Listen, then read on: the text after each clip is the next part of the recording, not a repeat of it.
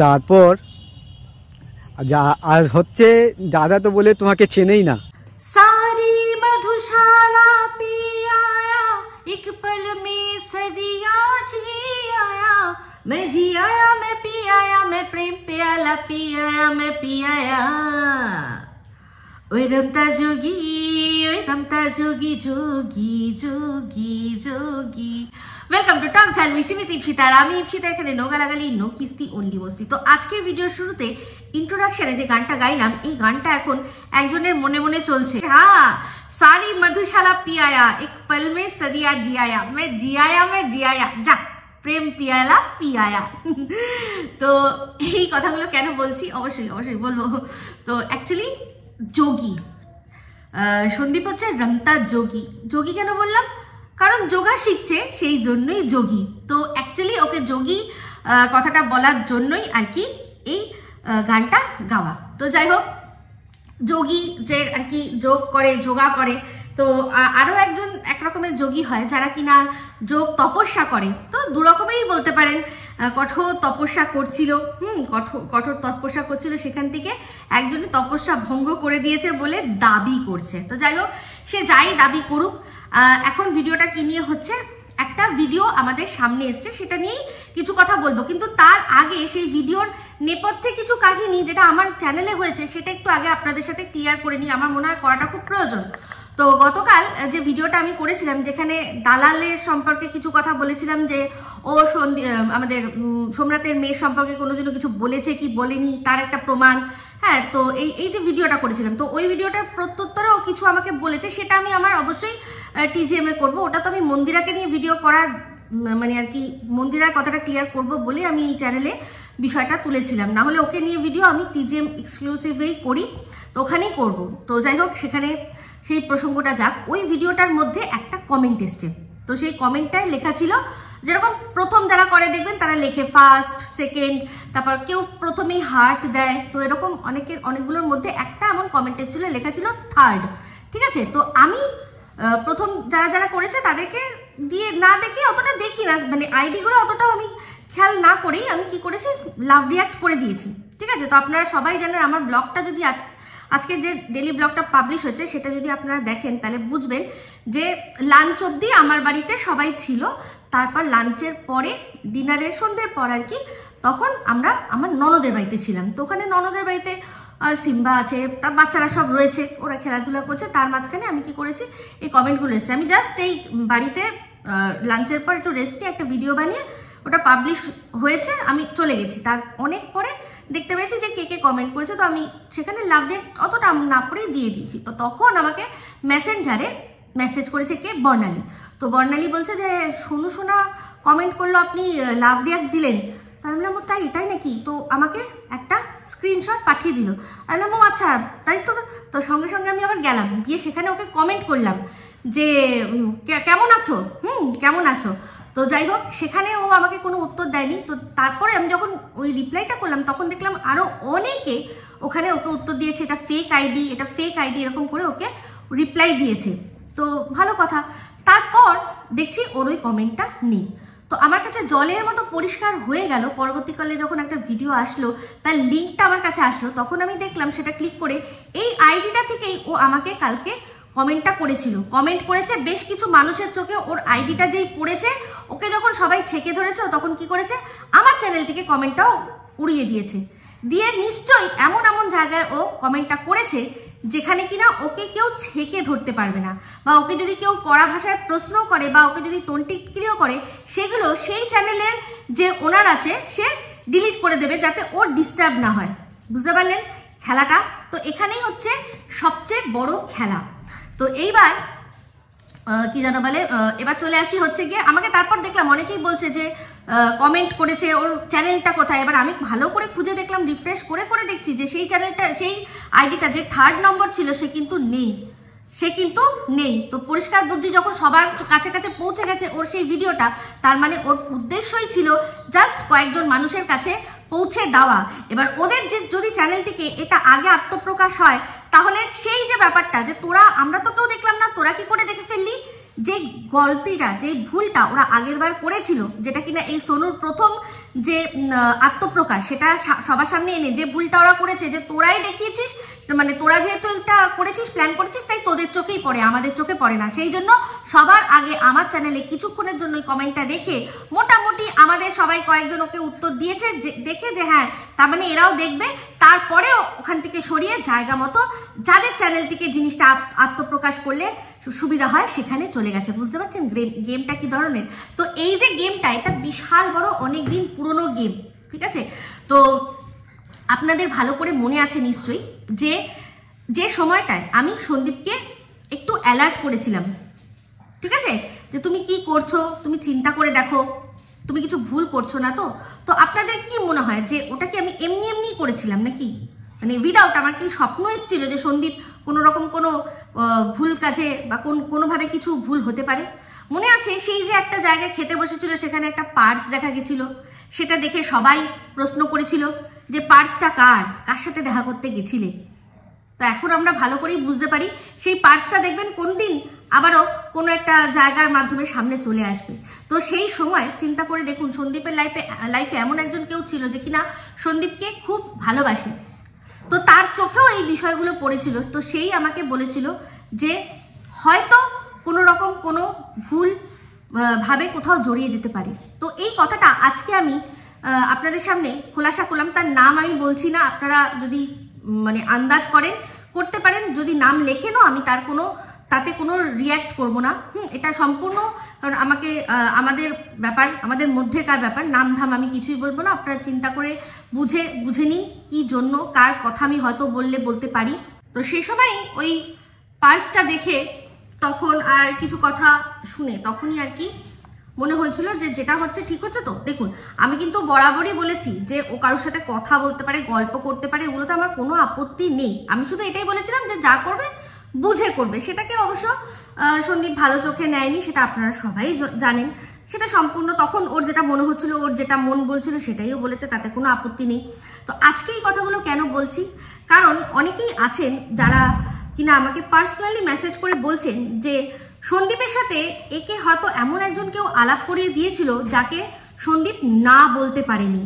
তো সেখানে নাম না করে অনেকেই ইঙ্গিত করছেন একজনের দিকে। তো আপনারা বুঝতে পারছেন ভালো করে যে আমি কার কথা বলছি।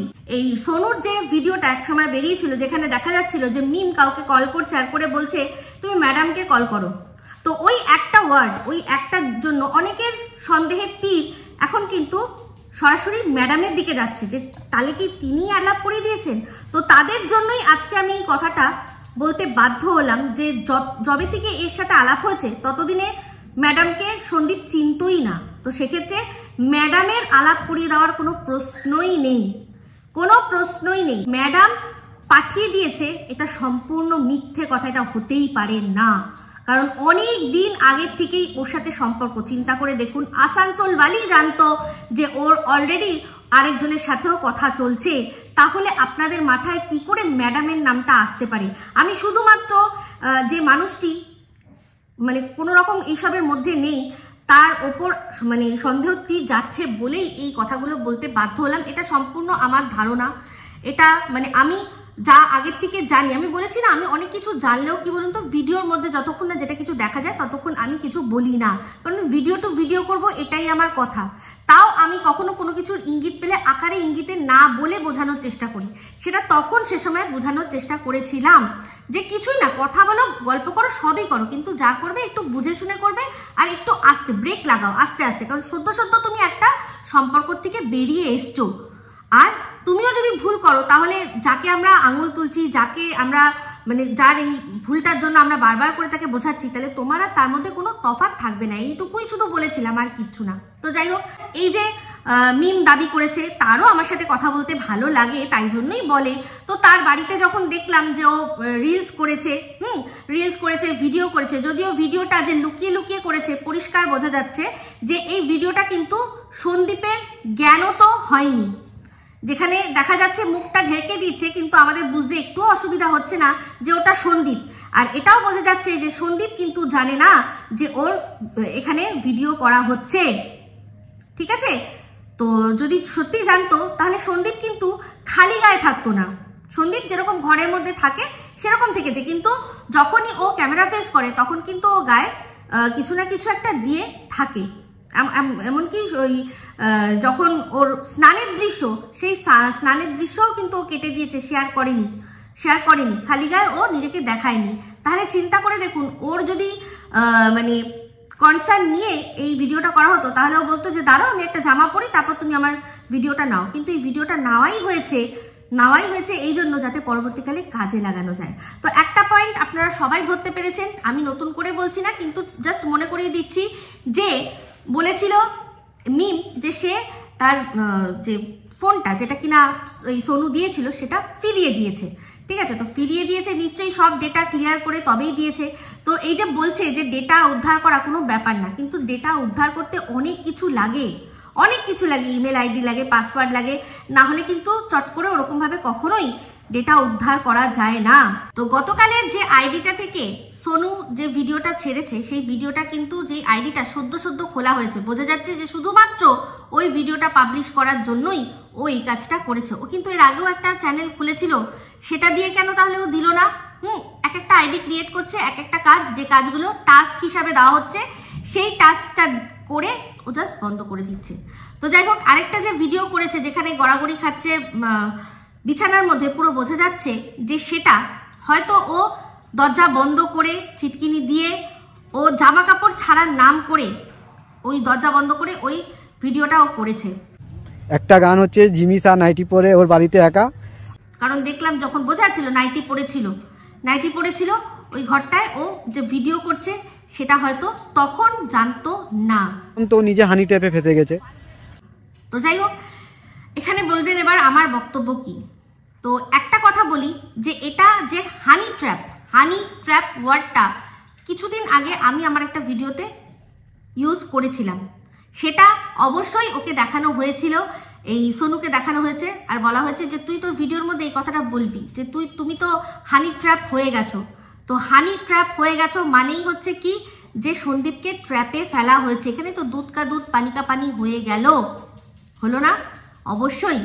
তো সেক্ষেত্রে এই যে একটা ওয়ার্ড আমাদের শোনা গেছিল, একবার সন্দীপ একটা ক্যাফেতে গিয়ে ওর পাশ থেকে কেউ একজন বলছিল অ্যাগ্রেশন, যখন ওই একটা ঘোড়া ছিল, ঘোড়াকে বলছো তুমি এত অ্যাগ্রেশন, মানে এত রেগে রেগে আমাকে কেন দেখছো, ঠিক আছে? তো সেক্ষেত্রে পাশ থেকে শোনা গেছিল অ্যাগ্রেশন ওয়ার্ডটা। তো সেটা সবাই বলেছিল যে এই যে মিম তারই, তো হতেই পারে সে সময় হয়তো ওরা মানে ফোনে কথা বলে তারপর সদ্য দেখা করেছে, তারপর সেই দিনই হয়তো ওর সাথে ওর বাড়িতে ও এসছে, তারপরেই ওরা ঘুরতে যাওয়ার একটা ব্যাপার ছিল। তো যে ভিডিওটা দেখা যাচ্ছিল, সেখানে দেখা যাচ্ছিল যে সন্দীপ প্যাকিং করছে। তো এখানে এবার একসাথে ঘুরতে যাওয়া, এবার যদি আপনারা বলেন যে তুমি কি বলছো, তোমার কি বক্তব্য? ও যে ওর বাড়িতে এসছে, এখন তো আমরা জানি সবকিছুই দুয়ারে সার্ভিস হয়, তো ও দুয়ারে সার্ভিস নিয়ে এসছে, সন্দীপ তার সার্ভিস নিয়ে নিশ্চয়ই পে করেছে। কি সন্দীপ পে করনি সার্ভিস নিয়ে? ও তো যোগা সার্ভিস দেয় না, ও তো বলেছে, ও নিজের ভিডিওর মধ্যেই বলেছে যে আমি কখনো বাড়িতে গিয়ে যখন যেখানে হোক আমি সার্ভিস দিই, আমার বিভিন্ন ক্লায়েন্ট থাকে, আমি ক্লায়েন্টদের সার্ভিস দিই। তো সন্দীপকেও এজ এ ক্লায়েন্ট ও সার্ভিস দিয়েছে, তো তার সাথে হয়তো একটু বেশি ভালো সম্পর্ক হয়ে গেছে। তো এবার ঘন্টায় চার্জ করে নাকি ও পার ডে হিসাবে চার্জ করে, সেটা ওর ব্যাপার, সেটা সন্দীপ আর সম্পূর্ণ ওর দুজনের মধ্যে ব্যাপার। তো এখানে পরিষ্কার ওদের মধ্যে সম্পর্কটা ক্লায়েন্টের সাথে একটা যে যোগা টিচারের যা সম্পর্ক, তাই সম্পর্ক। সার্ভিস নিয়েছে, সেখানে পে করেছে, অসুবিধা তো কিছু নেই, কিন্তু মাঝখান থেকে ফাঁসানোর একটা ট্রাই নিয়েছে তার বয়ফ্রেন্ড, আর শুধুমাত্র তার বয়ফ্রেন্ড নয়, সন্দীপের যে লিগাল ওয়াইফ, তার সাথে মিলিত হয়ে, তার টিমের সাথে মিলিত হয়ে, যে আমার সাথে যোগাযোগ হয়েছে, আমাকে সার্ভিস দিতে ডাকছে, দেখুন আপনার কিন্তু আমি কাজ করে দিতে পারি, বলুন কত টাকা দেবেন, ওর বাড়িতে আমি ছবি তুলে সমস্ত কিছু আপনাকে পাঠিয়ে দেবো। তো সেরকমই হয়েছে, সন্দীপকে ফাঁসিয়েছে। তো আমার শুধু একটাই বক্তব্য যে নিশ্চয়ই ফ্রি সার্ভিস নেয়নি। আর সবচেয়ে বড় কথা, মেয়েটি তো বারবারই বলছে যে তোমরা কেন উল্টো কথা ভাবছো, একজনের সাথে একজনের কথা বলা হয়। এবার কথা বলার পর থেকে আমরা দেখছি ওর বাড়িতে গেছে, তো গেছে, ও তো বলছে আমি সার্ভিস দিই, আপনাদের কিসের প্রবলেম হচ্ছে আমি তো বুঝতে পারছি না। তো যাই হোক, আমার তো কোনোই আপত্তি নেই, বেশ করেছে। সন্দীপের অনেক দিন থেকে যোগা শেখার ইচ্ছা ছিল, যোগী হওয়ার ইচ্ছা ছিল, যোগী হয়েছে, মাগনায় তো হয়নি, ফ্রিতে তো হয়নি নিশ্চয়ই। সন্দীপ, যদি কোনো বাকি কিছু থাকে, কোনো যদি বাকি টাকি থেকে থাকে, তোমার হিসাবটা আর কি যে ক্লিয়ার করার, সেটা হিসাবটা ক্লিয়ার করে রেখো। কোনোদিনও এরকম করো না যে সার্ভিস নিয়ে কিন্তু যে তার কাছ থেকে তুমি বন্ধুত্বর খাতিরে পয়সা দিলে না, এটা কিন্তু করো না। বন্ধুত্ব জায়গায়, কাজ কাজের জায়গায়। যেমন সার্ভিস নিয়েছো সেই অনুযায়ী কিন্তু ওকে কড়ায় গন্ডার দামটা মিটিয়ে দিও। এমনিতেও দেখো তুমি তো প্রমোট করে দিয়েছো, নাহলে এইরকম ধরনের চ্যানেল হঠাৎ করে এরকম গ্রো করে গেল, বুঝতে পারছি। হয়তো আচ্ছা এইরকম চুক্তি হয়েছিল কি যে তুমি আমাকে যোগা দেবে, আমি তোমাকে চ্যানেল প্রমোট করে দেবো, এরকম ব্যাপার? ইস, ভালোই হয়েছে, অসুবিধা নেই। তো যাই হোক, একটা কথা বলি যে সোনুর মুখ থেকেই পরিষ্কার বোঝা গেছে যে সন্দীপ ট্র্যাপে পড়ে গেছে, হানি ট্র্যাপে। তো আমি বলবো কোনো হানি ট্র্যাপেই পড়েনি, কারণ সবাই জানে যে সন্দীপের এখন কারেন্ট স্টেটাস কি। ও যদি একটা অবিবাহিত ছেলে হতো বা ও যদি একটা ডিভোর্সি ছেলে হতো, তারপর যদি কারোর সাথে সম্পর্ক করতো, সেক্ষেত্রে কিন্তু একটা ব্যাপার থাকতো সেই মেয়েটা যে তুমি আমার সাথে সম্পর্ক করেছো, এখন তোমার আমাকে বিয়ে করতেই হবে। তো সেক্ষেত্রে সন্দীপ যখন বলছে যে না আমার সাথে সেরকম কোনো সম্পর্ক নেই, তার মানে ও বিয়ে থা এসবের কোনো ব্যাপার না, শুধুমাত্রই কথা বলেছে। সন্দীপ যেটা স্বীকার করেছে, তো কথা বলেছে, তার সাথে যোগা শিখেছে। তো এইবার হচ্ছে গিয়ে ব্যাপার, ট্র্যাপের তো কোনো বিষয় নেই, মেয়েটাও জানে ভালো করে, আর সবাই আমরা দুনিয়ায় জানি। এই যে ধরুন, এই যে টিন নিজে স্বীকার করলো যে ও সুদীপ্ত বলে যে ছেলেটিকে ভালোবাসে, তো হলো, ওর সাথে ঘুরলো বেড়ালো, তারপর হচ্ছে গিয়ে কাটালো একসাথে ভ্যালেন্টাইন্স ডে। আর যে তারপর বললো যে আমি ওর সাথে সম্পর্ক রাখতে চাই না, আমার ওকেও দরকার নেই, আমার সন্দীপকেও দরকার নেই, আমার শুধু ছেলেকে দরকার। তো ছেলেটা কি করে নিয়েছে? টিনকে কিছু করে নিতে পেরেছে? টিনকে কি কিছু করে নিতে পেরেছে? কিচ্ছু করে নিতে পারেনি। ওর সাথে যেটুকু যা মেশে, ওর সাথে একসময় ওর যখন জলে পড়ে গেছিল, যখন টিন জলে পড়ে গেছিল বাড়িতে, যখন বাড়ির থেকে ওকে মারতে মারতে বার করে দিয়েছিল, তখন তো এই ছেলেটা ওকে সাহারা দিয়েছিল, আশ্রয় দিয়েছিল। তখন টিনের কিছু করার ছিল না, তখন ও বিভিন্ন চ্যানেলে গিয়ে সেগুলো প্রচার করেছে। টিন কিন্তু তখন বলার কোনো মুখ ছিল না যে না আমি এখানে থাকছি না, বা না যেটা বলছে মিথ্যা কথা বলছে। টিন তখন সবকিছু সহ্য করেছে, কারণ ওটাই তখন ওর ডেস্টিনি ছিল। তারপর কি হলো? তারপর অবশ্যই আমার ভিডিওতে আমি যখন ওর মা বাবাকে বললাম, ওর মা বাবাও বুঝলো যে আমাদের বাড়ির ছেলে, তার বিয়ে হয়েছে, তার জন্য আমরা কেন মেয়েকে ছেড়ে দেবো। আর এটাও বুঝলো যে মেয়ে যদি থাকে তাহলে আমরা নানান সুবিধা পাবো। তো যেই ছেলের বিয়ের কথা চিন্তা করে বিয়ে ভেঙে যাবে, তার কথা চিন্তা করে বাবা মা আর ভাই মিলে মারতে মারতে মেয়েকে ঘরছাড়া করেছিল, তখন কি হয়েছিল? সরকারের বাবা এসে হাতটা ধরেছিল। তো ওরা ভেবেছিল সরকারের বাবা এসে হাতটা ধরেছে, সরকারের বাবা হয়তো নিয়ে গিয়ে বসিয়ে বসিয়ে খাওয়াবে। কিন্তু যখন দেখা গেল যে সরকারের ছেলে, কাকার ছেলে, যে কিনা নোংরা দেয়ালের পেছনে নোংরা ওড়না গায়ে দিয়ে তাকে বসিয়ে কন্ট্রোভার্সির নামে সবাইকে ছোট করতে লাগছে। সে কখনো সন্দীপের ফুল ফ্যামিলিকে, তার মাঝখানে ওর বাবা মাও টানা হচ্ছে। আর শুধু তাই করেই ক্ষান্ত হলো না, এই ভেতরকার খবরগুলো যখন সরকার গিয়ে এই টিনের দালাল কাম এজেন্ট কাম গোলাম কাম পোষ্যদের মধ্যে তখন যে প্রধান ছিল, তার কাছে এই খবরগুলো দিয়ে যেভাবে টিনের বাবা মা ঠাম্মি সবাইকে একেবারে মাটিতে টেনে হিচড়ে নেমে একদম নামিয়ে নোংরা থেকে নোংরাতর কন্ট্রোভার্সি করলো, যারা কিনা দুদিন আগেই মেয়েকে কত ভালোবাসে, ফন্ডিং দিয়ে দিল লায়া হে বাহারের মতো একটা পরিবেশ সৃষ্টি করেছিল। তারপরেই দাদাভাইয়ের বিয়ের আর কি ভেঙে যাবে, দাদাভাই বেশি ইম্পর্টেন্ট, সেটা বোঝাতে গিয়ে যেভাবে নোংরা কন্ট্রোভার্সি করালো, এই প্রতিপক্ষরা তো বলবেই, কিন্তু নিজের দালালদের দিয়ে যেভাবে নোংরামি করালো বাবা মা ফুল ফ্যামিলি সম্পর্কে, সেটা দেখে তারা খুবই অবাক হয়ে গেল। তারপর কি হলো? যখন দেখলো যে মেয়ে তো কন্ট্রোভার্সির নামে বেশ ভালো টাকা কামাচ্ছে, তো যেই ডিমটা ওদের বাড়িতে দিত, সেই ডিমটা এখন কোথায় পারছে না সরকারের বাড়িতে। তো তারপরেই হয়ে গেল বিয়ের পরেই বৌদির সাথে কথাবার্তা বলে সমস্ত কিছু ঠিক করে তখন কি করলো? মেয়েকে সাথে করে নিয়ে চলে আসলো, একদম কনফিডেন্সে নিয়ে নিল। তখন কি হলো? সরকারের বাড়িতে থাকা সমস্ত কিছু যাওয়া আসা, যেগুলো আমরা শুনেছি খবর হিসাবে আর দেখেওছি ছবি, যে ওদের মুদির দোকানে ও বসে রয়েছে, তারপর হচ্ছে গিয়ে ওর ফোন করলে কাকার আর কি পাশের বাড়ি কাকা ফোন ধরছে, যে পাশের বাড়ি কাকার নাম হচ্ছে গিয়ে পি সরকার, ওর যে প্রোডাক্ট, সেই প্রোডাক্ট আসে ঘোড়া রস একটা জায়গা থেকে, সেগুলো দিয়ে আমরা সব বুঝতে পেরে গেলাম। তো এই যে তারপর থেকে ও যে ছায়ার মতো রয়েছে এই কাকার ছেলে, একবারও কিন্তু মুখ খুলে বলতে পারে না আমরা এত কিছু বলি। তার সাথে দেখা গেছে তার সাথে ছবি দেখা গেছে, তার সাথেও কিন্তু এটা বলতে পারে না যে হ্যাঁ আমার সাথে কি সম্পর্ক রয়েছে না রয়েছে, কারণ সেও কিন্তু সম্পর্ক করেছে এটা জেনে যে এ একটা এমন মহিলা যার এখনো ডিভোর্স হয়নি, তাই ওর ওপর সেই অধিকারটা কিন্তু ফলাতে পারবে না, অধিকার ফলাতে পারবে না। না সন্দীপের ওপর এই মিম করতে পারবে কোনো মানে অধিকার ফলাতে পারবে, কোনো রকমভাবে পারবে না। আর এই টিনের ওপরেও কিন্তু পারবে না। খেলাটা দারুণ, জমে ক্ষীর। তাই জন্য বলি কি, সন্দীপকেও বলছি, টিনকেও বলছি, জগ ঘুমিয়া থারে জয়সা না কই।